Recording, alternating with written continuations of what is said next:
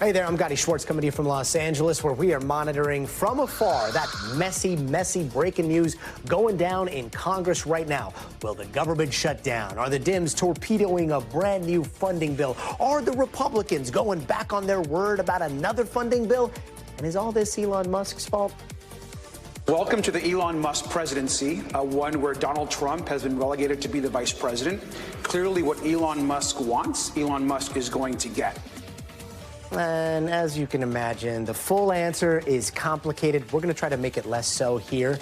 And the man suspected of shooting United Healthcare's CEO has waived extradition back to New York. And the scene, yes, it was as chaotic as you'd expect. We're going to break down what's next for Luigi Mangione. Those are just some of the stories we're following, and there is a lot more to unpack tonight. And we're going to dive right in because this is Stay Tuned Now.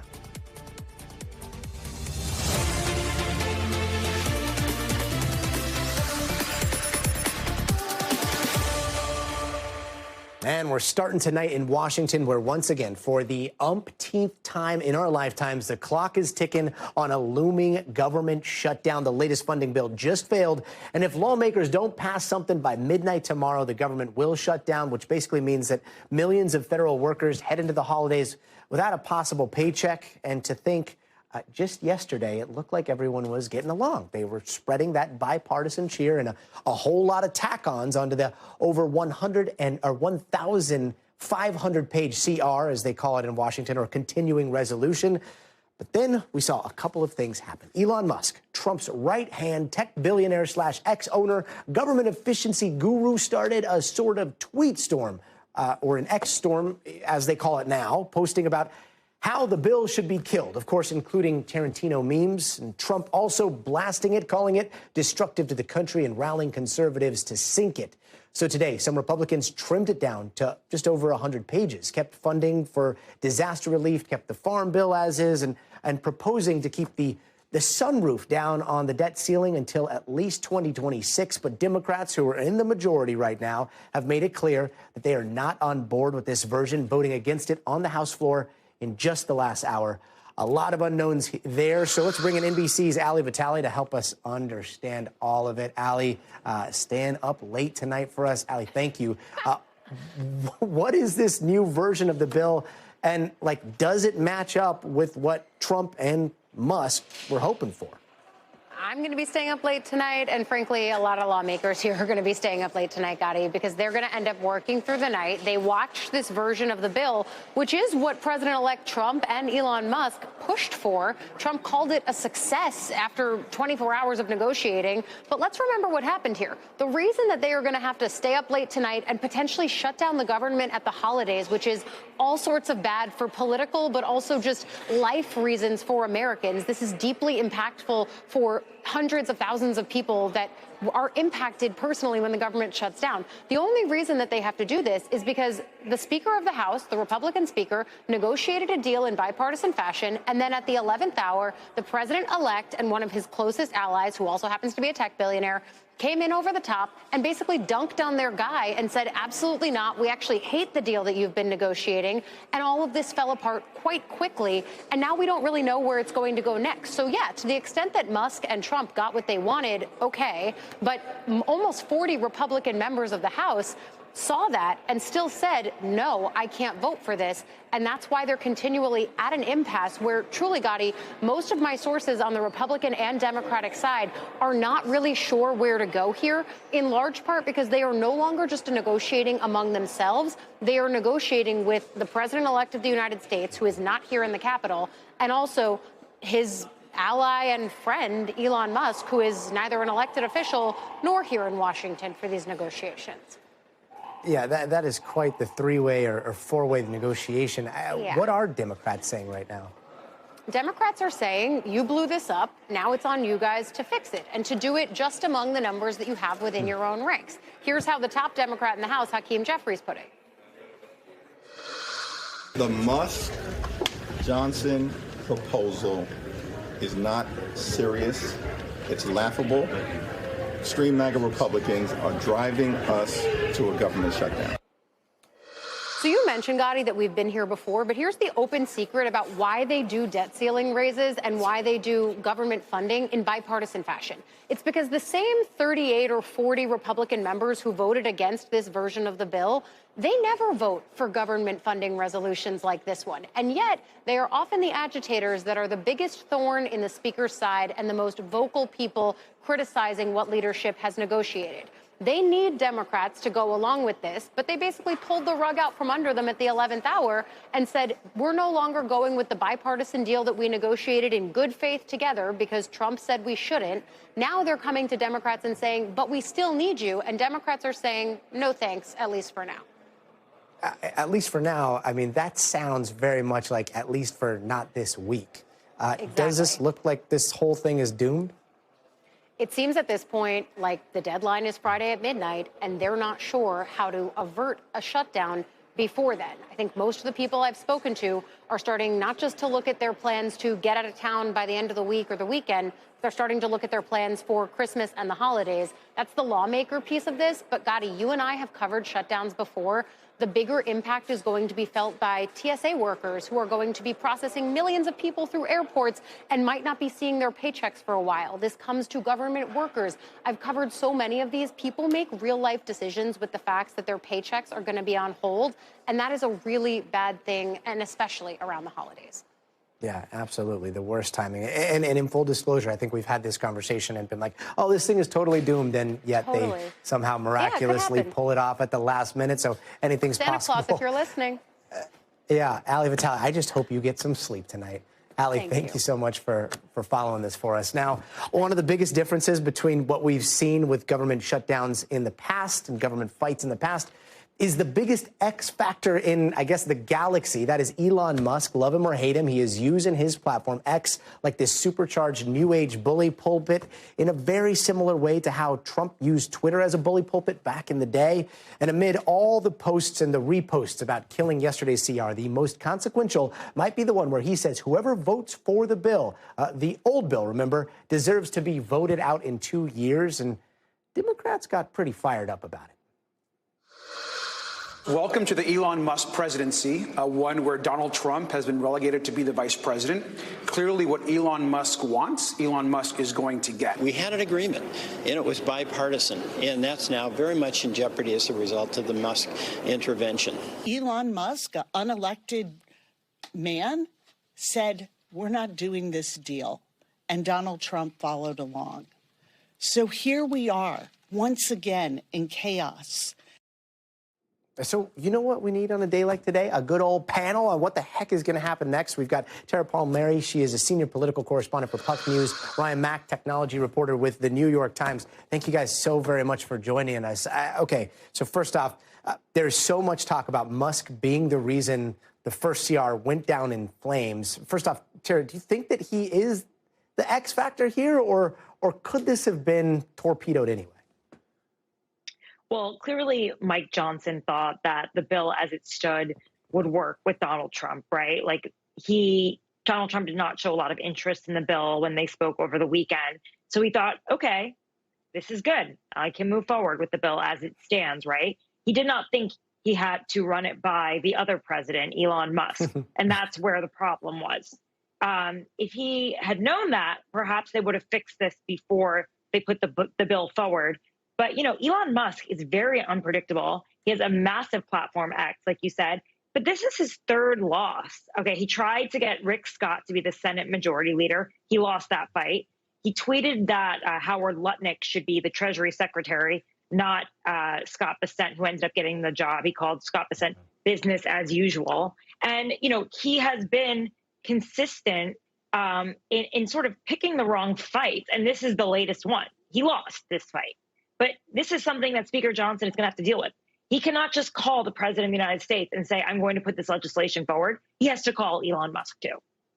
Or start posting on X about it, because it was interesting. It was almost like you were real time seeing him start to go through this bill and start to take issue here.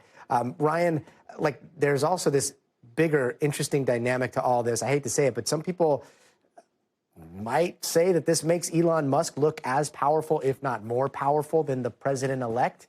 Like, how much does that perspective matter at Mar-a-Lago? Well, it certainly shows he has influence, right? I mean, if you just trace the timeline here of how he got involved, it's quite interesting. I mean, he hadn't tweeted about the bill up until about Wednesday night, and around midnight, things start to change. He somehow gets this impression that the bill is not what he wants it to be, and from there, tweets more than 150 times about his displeasure with the thing, calling it terrible, calling it a horrible bill. At one point, calls it a theft of tax dollars, and it just shows how influential he is. I mean, by the middle of yesterday afternoon, you get kind of lawmakers tweeting an agreement, voicing their opinion that they agree with him, and it's this kind of first example of him using X as kind of a digital whip to get these lawmakers in line. And we'll see if that, holds and if that will continue under Donald Trump. And Chair, from a strategic standpoint here, we've got a slimmed down version of the funding bill that Trump and Musk, and the Republicans seem to be putting forward. Somehow Republicans have like the populist high ground in a lot of this debate. What happens if the government is shut down? I mean, Donald Trump does not look at these things like a typical politician. He doesn't measure political capital the way that most presidents do. He seems to think that if there's a shutdown, that it's Biden's fault because he's the president at the time. But clearly, it's on the Speaker of the House, the Republicans, to make this happen. And he has so clearly inserted himself. Like, if he really didn't believe that he had some say in this bill, they wouldn't have inserted themselves into it. But I don't think Trump personally wanted to. I think he wanted to have funding through the first few months of his presidency. I think Elon Musk dragged him into this fight unnecessarily. And he probably sees it that way as well, which makes me think that their bromance might not last that long because, Trump has a very different relationship with political capital than most people. Like, he thinks he has unlimited capital, but I think he doesn't want to get in unnecessary fights. He already has a bunch of problematic nominees that he has to get through confirmation. He's got a huge tax reform bill. If they can't pass a continuing resolution, how are they going to pass tax reform? Yeah, good questions. It almost sounds like you're saying only one person can stay up late at night on X and start posting here. I do have to ask, there was a joke that was made earlier today. I think it was a joke, actually, about, well, maybe Elon Musk should be the Speaker of the House. And then it was like, wait, no. All right, maybe we should ask about it. Then the president-elect was asked about it. Elon Musk was in the room, apparently, when this was asked. What was your take when you heard about this exchange? It's just, oh. Yeah, Chair, you first, and then, go ahead. Well, I was thinking to myself that, you actually don't need to be a member of Congress to be Speaker of the House. And Trump is so popular right now that if he mandated it, and with Mike Johnson, barely holding on for dear life, that if Trump said, I want Elon Musk to be the Speaker of the House, I think Elon Musk would become the Speaker of the House. You don't have to be elected to be Speaker of the House. Yeah. And Ryan, I mean, we've seen weirder things happen, kind of. Ryan, do you agree?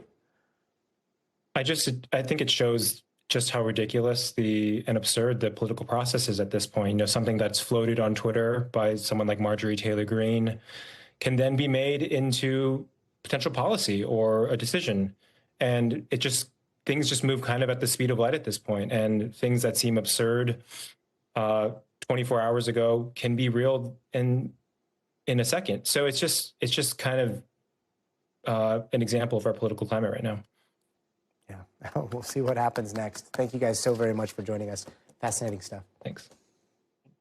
And in New Jersey, a special security ban on drones is now in effect after weeks of mysterious sightings. And we've just heard minutes ago that New York Governor Kathy Hochul says that the FAA plans to grant temporary flight restrictions as well. The Pentagon saying today that the military is prepared to take action against any violators, including using deadly force. Our forces, our commanders, if they observe UAS activity that they believe represents a threat, they have the authority to conduct mitigation operations based on the capability at their location. The FAA's temporary flight restrictions cover critical infrastructure in nearly 24 towns and cities in New Jersey until mid-January. That includes 3 U.S. military bases, a nuclear power plant, and the Trump National Golf Course in Bedminster. Now, the temporary restrictions only cover drones up to 400 feet, but that's the maximum altitude allowed for any unmanned vehicles, according to the FAA. So basically, that shuts them down completely. But helicopters and planes, yes, they can still fly. And tonight is also the first night of a local community taking drone matters into their own hands. The mayor of Mendham Borough launched a task force to gather photographic and scientific evidence of the drones in that part of New Jersey. She told us about it a little bit earlier. And joining us now is that mayor, Christine Serrano-Glasner. Mayor, thanks so much. Welcome back. So what are they seeing out there tonight? Well, you know, we were out tonight, Gadi. We were out last night, but it was raining. And tonight it was really overcast. And the one thing that we've all noticed from, you know, the last 3 or 4 weeks is when the weather is bad, you definitely do not see them. So we had a great time. We had a really good turnout of folks. We're using our technology. And for us, this is really a process of elimination. There's lots of planes in the sky. Lots, because it is Christmas travel right now. And so we don't believe that we saw any drones. We're using a heat sensor camera. And so that really helps you to see very clearly at night. You know, but so we're going to continue. We're enjoying it. It's a scientific process. And we're going to just keep trying to see if we can, you know, see something based on what other residents have seen. And if not, we'll be able to eliminate the fact that there's a lot of planes in the sky. Yeah, and I love how the temperature on all of this is coming down. And yet, you know, we are being told that there is no cause for concern. There are no threats. But also, on the other hand, we're seeing like bans, big bans, and flight restrictions, temporary flight restrictions. What does that say to you? Well, I think it's the same thing. I think it's a process of elimination for them as well, because if they shut down certain areas and areas that we should be concerned about, right? Military bases, any critical infrastructure. We want to make sure that those areas are safe. And if they shut drones down from those areas, then we can start to narrow the field and look at some of these other areas where people have seen drone sightings. You know, that's a part of what we're out here doing. Our little task force is just, you know, collecting data and looking at our own skies and saying, okay, do we see anything tonight? And if we do, let's try to get the clearest picture that we can of that. And just try to help our government, frankly, with what we're seeing. And I hope you guys are fortunate tonight. Mayor Christine Serrano-Glasner, thanks so much for joining us, and thanks for keeping us up to date. Thanks, Gadi. Twist in the deadly Wisconsin school shooting. We are learning a man here in California was detained on Tuesday for allegedly plotting a mass shooting with the 15-year-old suspect. He is 20-year-old man from Carlsbad, a city near San Diego, and the FBI says they saw messages between the two where he talked about his own plans to carry out a mass shooting. He has been ordered to surrender his guns. At this point, it's still not clear if he was arrested, but it comes as we're starting to learn more about the victims killed in Monday's shooting. 42-year-old teacher Aaron West and 14-year-old student Ruby Vergara. 2 other students are in the hospital still fighting for their lives. And NBC's Morgan Chesky joins us now in the studio. Morgan, so what else do we know about this guy and his connection to all of this? Yeah, Gadi, all of these new details are coming from this emergency protective order that NBC News obtained. And according to this document, what we've learned is that this 20-year-old California man has alleged ties to this 15-year-old female shooter who opened fire on Monday inside that high school. Not only that, Gadi, but there had been some sort of communication where this man, identified, as you mentioned, as Alexander Pfaffendorf, admitted that he had plans to be armed with a gun and an explosive and allegedly target a government building. Now, important to note here, there was no government building named, and the FBI said they're not aware of any active threats at this time. But this all happened when FBI agents detained him for questioning. What's so interesting here, Gadi, is that Pfaffendorf does not currently face any charges. He's merely being detained as his potential connection to this gunman continues to be investigated here. Interesting. Meanwhile, that community is still in mourning. How are the victims being remembered today? Gadi, this was a private school where everyone knew everyone, and we're seeing that very present in the tributes being poured out for the 2 victims. As you mentioned, we have photos of them right here. Aaron West, that 42-year-old teacher, and freshman Ruby Vergara, 14-year-old. She was described as gentle, loving, and kind-hearted that you could see in her smile. Gadi, her family has funeral arrangements planned for this Saturday, and they're asking anyone who is motivated to give something to not donate to them, but to this school, the site where this tragedy took place. Important to note that we did learn that the gunman opened fire in a second-floor study hall where students of all grades were gathered, and that one of the wounded was actually in an entirely different room and was caught by an errant bullet. As for the two other students here that have been wounded, according to a school official, Gadi, as of right now, they still remain in grave condition. We're praying for them. Yep. Morgan, thank you. And it has been an eventful day in the case of a man accused of murdering the United Healthcare CEO Brian Thompson. Luigi Mangione is now in custody in New York, facing a bunch of federal new charges. He was quickly transferred earlier today from Pennsylvania after he waived his right to an extradition hearing this morning. NBC's Stephanie Gosk has more.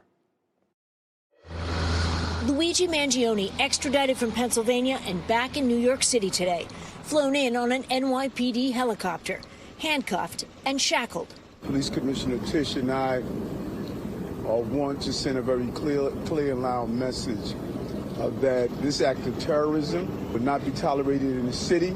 The accused murderer greeted by Mayor Eric Adams and new federal criminal charges, 4 counts including stalking and a murder charge that could bring the death penalty.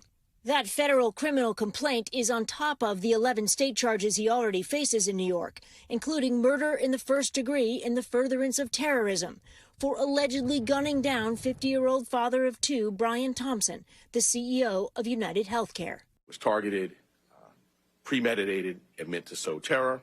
The federal complaint unsealed today reveals new investigative details. Sometime in the hour before the early morning murder, Mangione was depicted using a cell phone at least once, according to federal prosecutors.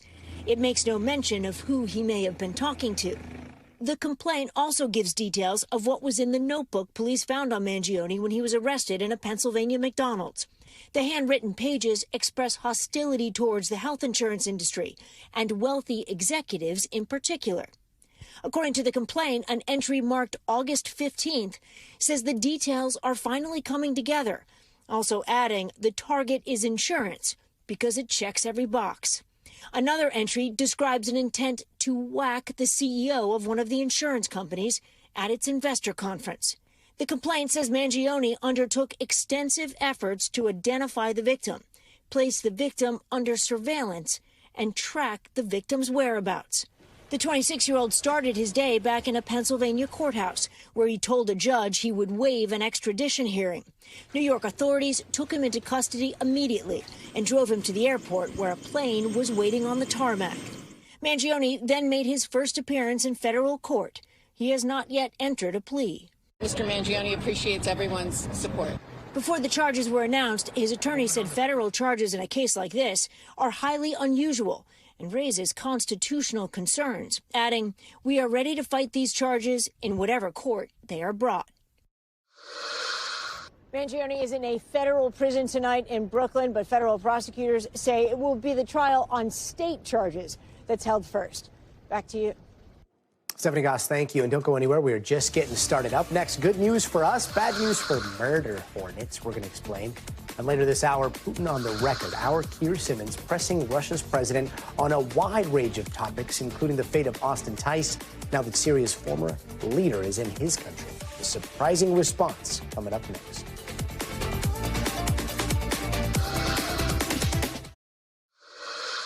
Hey, welcome back. Here are some of the other headlines we're watching tonight. Fani Willis, the Fulton County DA, going after Donald Trump in Georgia. Well, she's now been disqualified from doing so because she had a romantic relationship with the lawyer she hired to prosecute the case against Trump. Today's decision came from a Georgia Court of Appeals, which goes back on an earlier decision from the trial judge in the case. But if it stands, it could doom the Georgia case against Trump. And today, a freight train derailed after crashing into a tractor trailer, killing 2 people. Officials say although materials that are hazardous were on the train, none of it leaked in the crash, and feds are now looking into what caused it. And today, the final execution of the year took place in Oklahoma.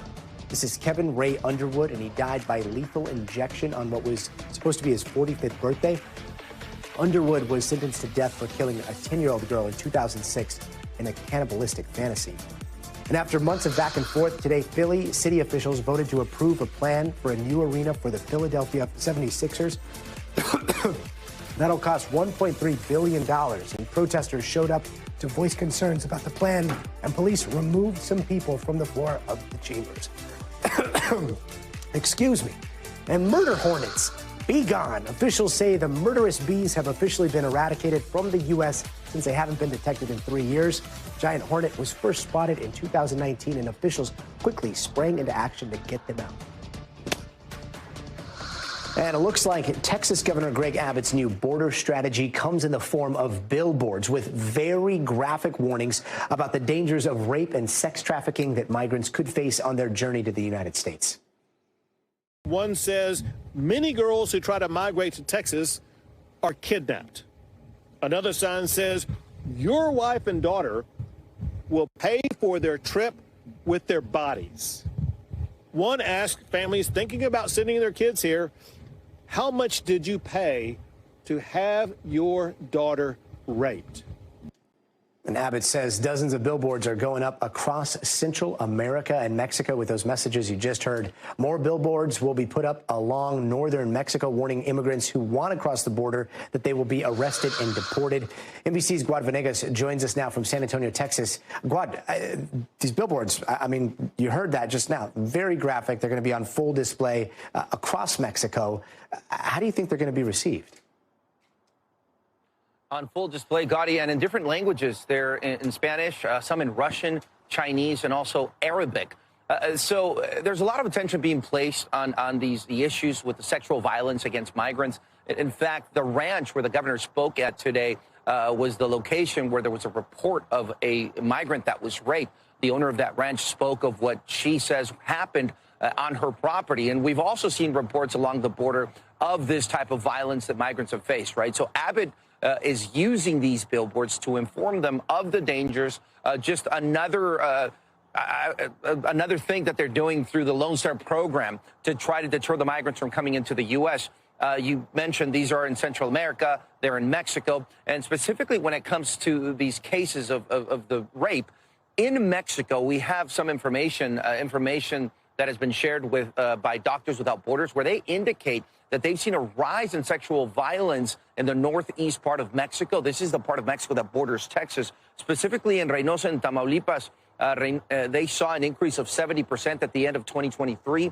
And the border with Eagle Pass, where the governor was at today, the Mexican city of Piedras Negras, Doctors Without Borders says they treated 95 individuals in 2023 who were victims of sexual violence. So those are the types of numbers that we've seen shared by Doctors Without Borders. Again, the governor using this information to try to deter migrants. Here's a little more of what he said during the press conference today. It is senseless. It is futile for people to try to continue the trek to the United States of America, and especially to the state of Texas, and enter illegally, because you will face bad consequences along the way. And our goal is to stop people in their tracks where they are right now and have them stop making any further trek toward Texas or the United States of America. And some of the posters also tell the migrants that if they enter the United States, they will be arrested and they will be prosecuted. So just some of the information that the governor wants to share with the migrants as they make their way to the United States, Gadi. And Trump has also promised to start deportations, mass deportations on day one of his term. Did the governor get into how they're going to play into all of that? Right. So Governor Abbott has been speaking along with Tom Homan about these mass deportations, saying that Texas is going to be an example for all the other states on how Texas will work together with the federal government once the incoming border czar, Tom Homan, takes over. But they haven't given any specific examples of what will happen.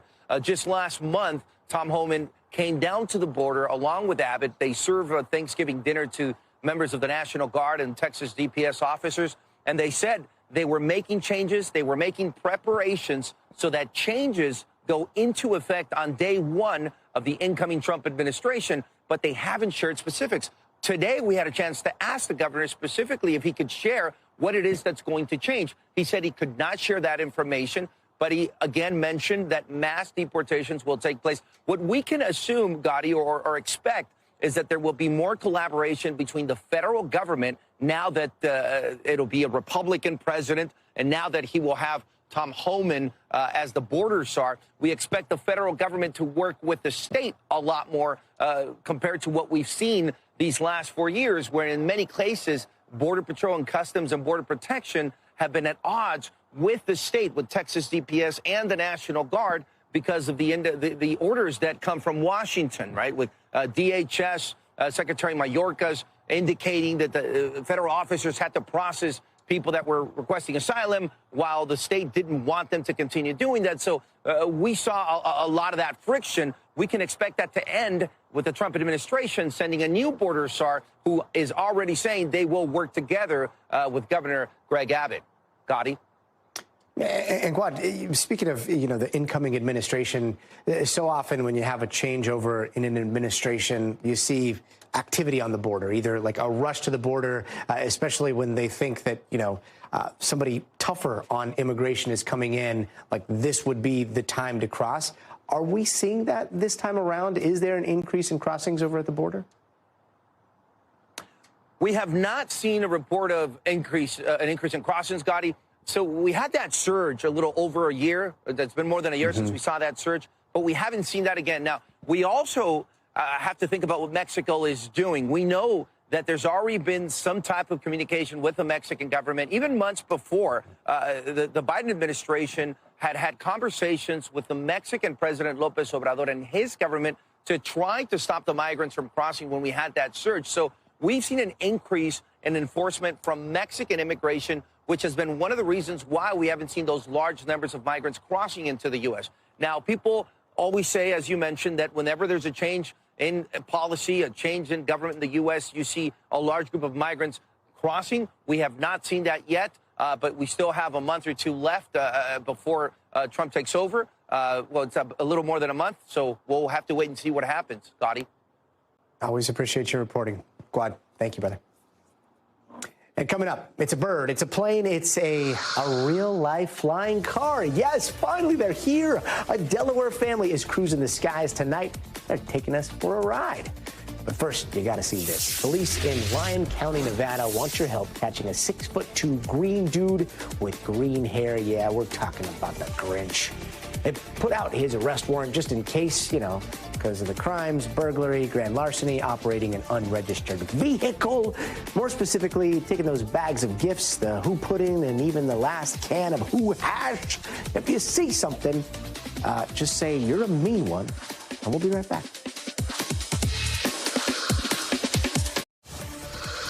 Hey, welcome back. Let's take a quick look around the world. Israel and Houthi rebels are trading airstrikes. There was a missile from Yemen damaging a school in Israel. IDF says that happened in a suburb of Tel Aviv. And then you've got Israeli strikes killing at least 9 people in Yemen, according to reports there. Meanwhile, Iraq is sending a whole lot of Syrian soldiers across the border. Almost 2,000 of them went to Iraq looking for protection just as rebels began to take over that country. The Iraqi military says they're going to hold on to the soldiers' weapons until a new government is formed. The Brits, they've got a new ambassador to Washington, and his name is Lord Peter Mandelson. He is a former cabinet minister with the Labour Party, and it looks like one of the first things he'll be doing is trying to stave off a trade war with Donald Trump. Remember, the president-elect has threatened a large part of the world with tariffs. And get a load of this. Today, Ukraine's president called Putin a dumbass. You see, Putin had this press conference earlier where he said Russia's new missile cannot be intercepted. Putin suggested that the West and Ukraine can try by conducting a technological experiment. That led to Zelensky jumping online and calling Putin a dumbass. And tonight, the U.S. is still trying to find Austin Tice, the American journalist who went missing in Syria years ago. And now Tice is on the radar of Russian President Vladimir Putin. That's because NBC's Keir Simon asked him about it during a press conference in Moscow. Here's Keir's report. Tonight, Russian President Putin promising to ask Syria's Bashar al-Assad, who just fled to Russia, about missing American Austin Tice. I have a letter here sent to you this week by the mother of an American journalist who is missing in Syria. He's called Austin Tice. Will you ask President Assad for information? I haven't met with Assad since his arrival in Moscow, but I do plan on doing so. I promise I will ask him this question. We pressed President Putin with Russian troops still fighting in Ukraine, the assassination of a Russian general in Moscow, and the fall of Russia's ally, Assad.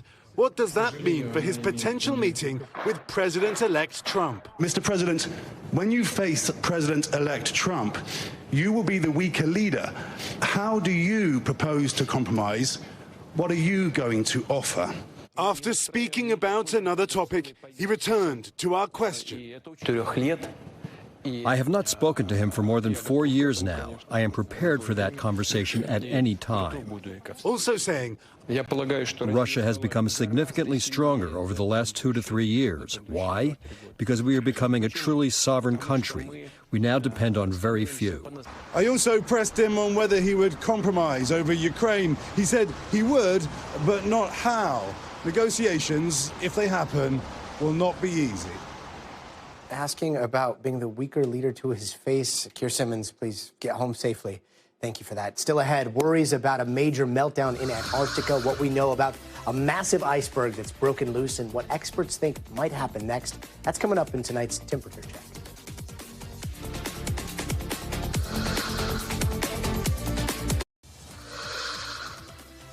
Hey, welcome back. Here are some of the stories happening out west that we're following. In Arizona, a search is underway for a woman who went missing from a bus tour at the Grand Canyon. Now, Martha Overholser is 66 years old. She was last seen at a point along the South Rim last Tuesday. And in Nevada, a teenager caught by police after a 30-hour-long manhunt there. Adam Miller is accused of stabbing both his mom and his adoptive father yesterday morning. The man has now died, and dozens of homes and several schools were on lockdown in that area during the search. Police finally found Miller by tracking his cell phone. And Classics Lay's potato chips sold in Washington and Oregon are being recalled. Now, those bright yellow bags did not list milk as a potential allergen, and that could be dangerous if anyone's allergic or lactose intolerant. Apparently, there was some contamination at some point, but no reactions have been reported so far. And the world's largest and oldest iceberg is on the move again. And when we say large, we mean huge. This is A23A, and it is the heavyweight iceberg champion of the world. Comes in at nearly 1 trillion tons. It first broke off Antarctica around 40 years ago, but got stuck on the seafloor for decades. And last year, it broke free, and then it got trapped again in this giant Arctic vortex where it started spinning in one spot for months.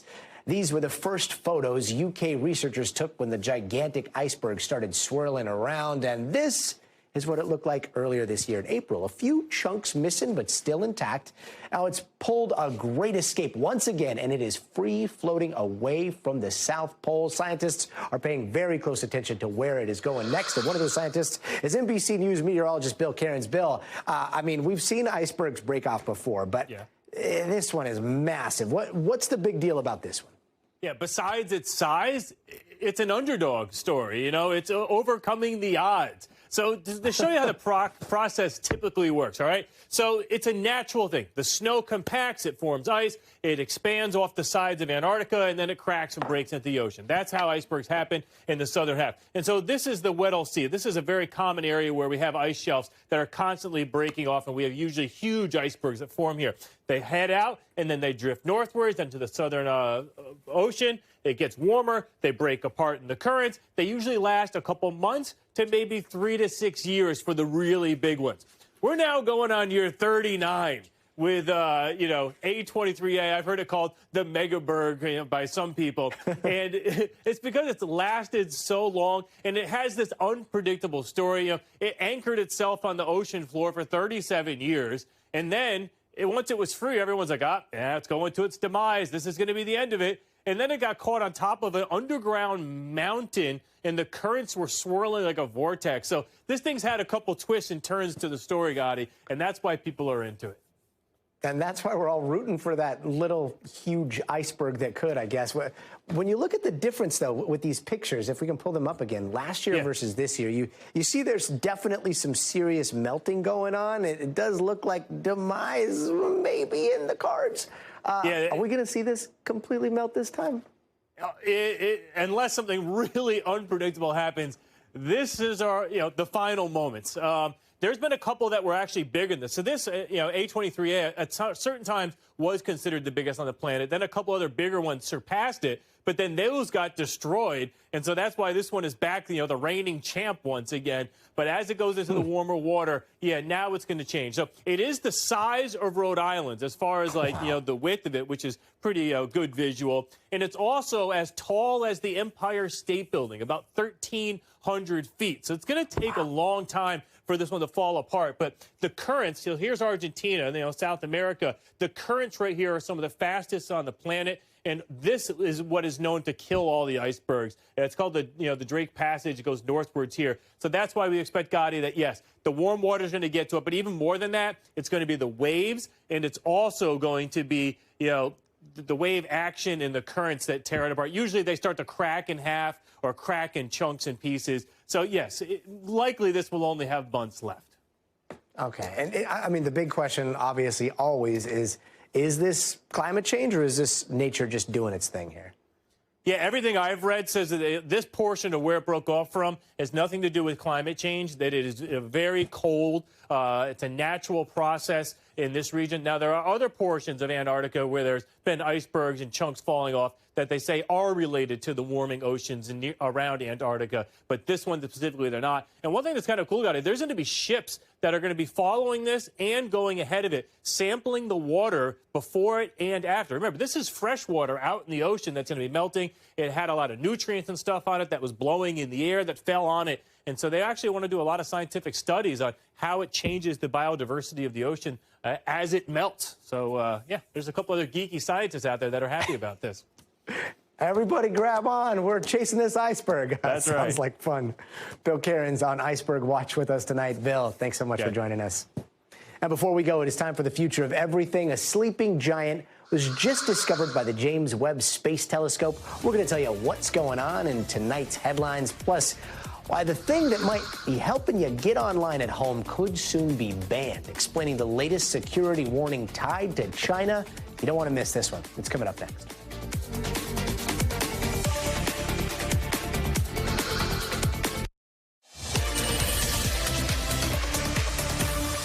Hey, welcome back. And here are some of the things that are happening in the tech world that we're watching right now. Google has been out with this new AI video generator. They are calling it VO2. Now, it's still in the early preview stage, but Google's tapping into YouTube, which they own, to basically train these AI models, and the results are pretty impressive. They can create high-quality videos, even understand aspects of cinematography. I mean, look at that. Remember, we told you about OpenAI's version of this tech called Sora. They introduced that earlier this month. And up in space, we got some type of gigantic black hole that's apparently taking a little bit of a snooze right now, at least according to some researchers at the University of Cambridge who discovered this massive black hole. You see it here. They used the James Webb Telescope to spot it, finding out it is from the early universe, 800 million years after the Big Bang. Now it's dormant because apparently it's eaten too much, but its size alone is incredible. About 400 million times the size of our sun, just staggering numbers. And first it was TikTok, then it was text messages. Now U.S. officials say the Chinese government could be using internet routers as a backdoor to spy on Americans. Listen to this. TP-Link could end up being banned in the US. If they go, there'll be this big power vacuum left, especially in the US. This kind of sucks. I have like 6 of these in my house, the TP Link routers. I use them for each one of my kids' gaming computers. This is huge news. The Wall Street Journal is reporting that the U.S. Commerce, Defense, and Justice Departments are investigating TP-Link, that link that company that you just heard of. It's a Chinese router company, and they're investigating it for potential national security risks. Now, a ban could come as early as next year, according to the Journal. That would be a very big deal. Why? Because, well, take a look at this. TP-Link routers are in 6 out of 10 American homes and businesses, and they are the top-selling router right now on Amazon. Its market share exploded during the pandemic when everyone just needed to get some better internet in their house. Joining us now is Karim Hijazi, the CEO of Vigilocity, a cyber intelligence company. Karim, thank you so much for being with us. Big question here. Like, people are like, that sounds very familiar. I have one of those routers. How worried should they be right now? Yeah, thanks for having me, Gadi. You know, I wouldn't start throwing it out the window or yanking cables out of the wall quite yet. Unfortunately, the real story here is that technology like routers or even wireless, plugins and things that are peripherals, if you want to call them that are made in China or made anywhere for that matter, are all directly, the most easy access for some of these threat actors, whether they're nation state or otherwise. So the fact that it's a, product that's made in China doesn't by default make it more inherently risky in a way. Now, that being said, it is tremendously proliferated. Like you said, they're everywhere. I mean, these are some of the most cost-effective routers you can buy.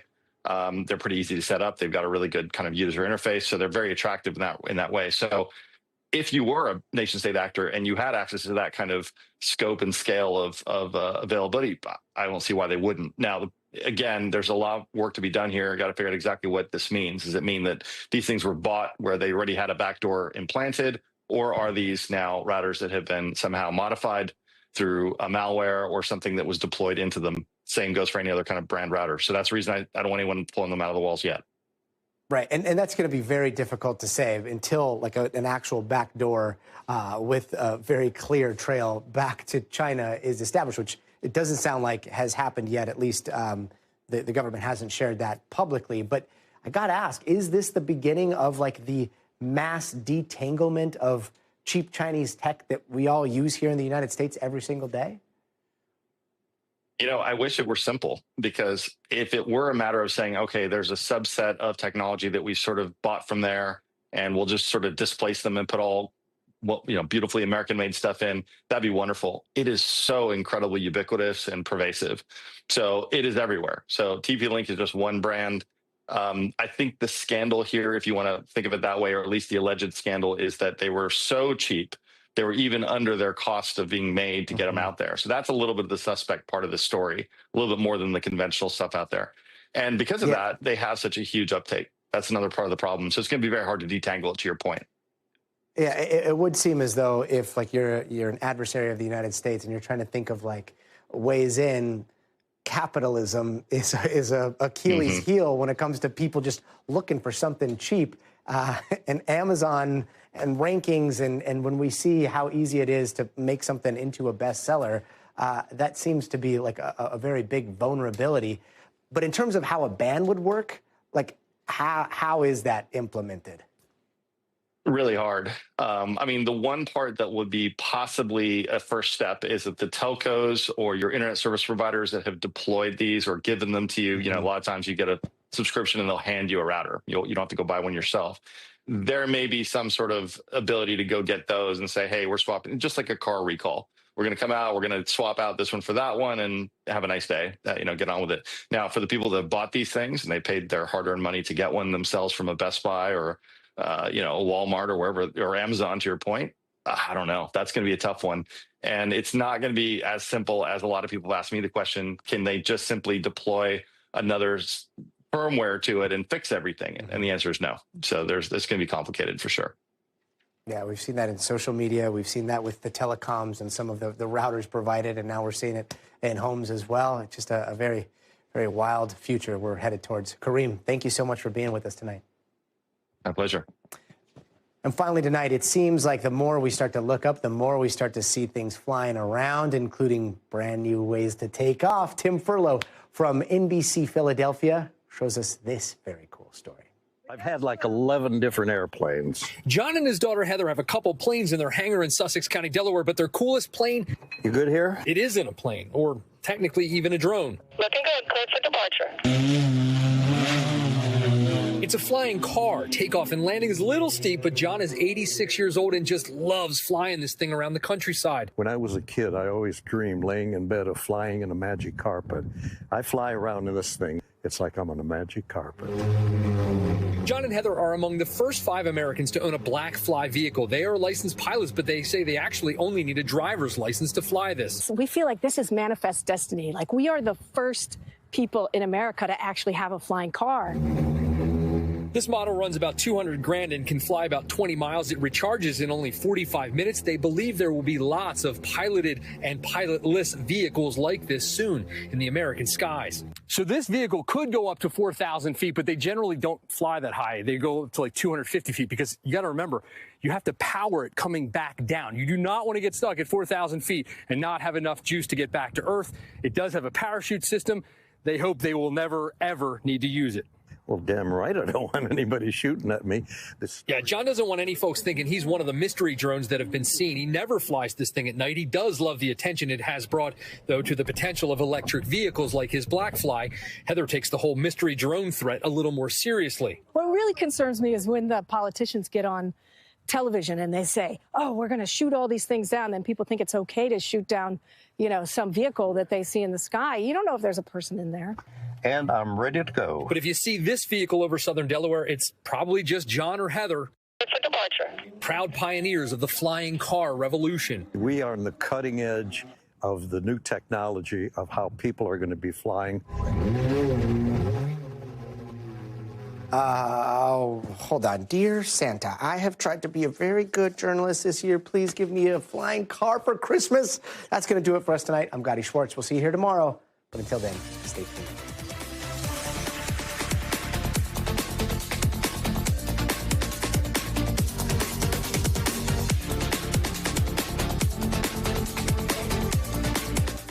Thanks for watching. Stay updated about breaking news and top stories on the NBC News app or follow us on social media.